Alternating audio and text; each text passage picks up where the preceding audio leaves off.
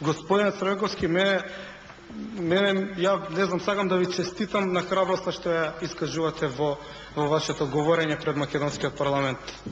Оти вие вака глад да кажете сите дека ќе гласате и око да не ви трепне,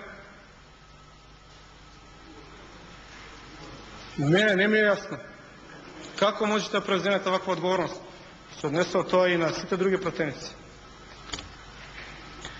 Не е во прашање тоа што ја не сум демократ, па не ми се допаѓа дека некој друг постои во Македонија. Тоа е верифицирано со оригиналната преамбула, преамбулата на македонскиот устав. Запишани се заедниците, освен можеби што се србите испуштени, што може да се дополни со амандман. Па сега ќе кажат тука уставни експерти, не постои устав од ваков тип во Европа, освен уставот на Словачка. Дека тој одразува закоравен начин на кој што се представуваат нештата, дека никој во уставите не се представува како народ. Меѓутоа, јас и понатака сум убеден дека едноставно ние имаме право како народ да се напишеме во уставот. А верувајте ми, ако ние не се напишеме во уставот, ни бугарите, ни грците, ни србите, ни албанците нема да не напишат. И во мои разговори со неколку дипломати, апсолутно јасно им е зашто нашата гордост и нашата тешкотија да се согласиме да се брише македонскиот народ од преамбулата. И јас сега не сакам да навлегувам во хипотези од типот на светски заговор, од типот на писанијата на Никола Николов, дека постои заговор против македонците.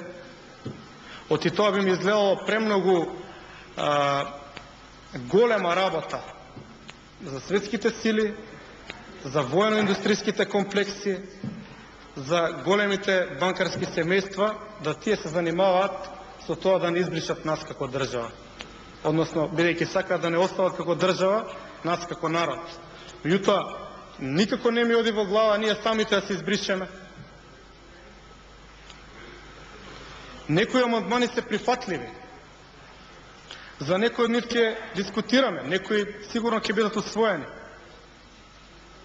Меѓутоа, прифатам амандман да се избришам. Ја во најмала рака немам пренесено од граѓаните такво властување. Ако утре македонскиот народ на референдум излезе и каже ние се бришеме од уставот, а тоа е еден од единствените документи во кои што нас не пишува, кои што се верифицирани од државата, освен учебници на поединци или на, ако сакате наречете ги авантуристи, па каде ќе постоиме ние? На ова треба да се согласат и пратениците албанци, да сватат дека ние не можеме да се избришеме од уставот. И мислам дека преамбулата не може да биде прифатливо да се замени или избрише или промени во однос на тоа каква беше, каква е во моментот и се надевам ќе остане, и во однос на тоа каква треба да биде. И втората работа во врска со уставот, член 78, собранието ќе основа комитет за односи меѓу заедниците. А тој комитет го сочинуваат по 7 члена, секој од редовите на македонците, 7 члена, да, секој од македонците и албанците во собранието, и 5 члена од редовите на турци, власи, роми и други две заедници. Собранието ќе ги бира членовите на комитетот, а комитетот ќе ги разгледува прашањата во односите меѓу заедниците во Република Македонија и ќе донесува мислење и предлози за нивно решавање. Ова до тука делува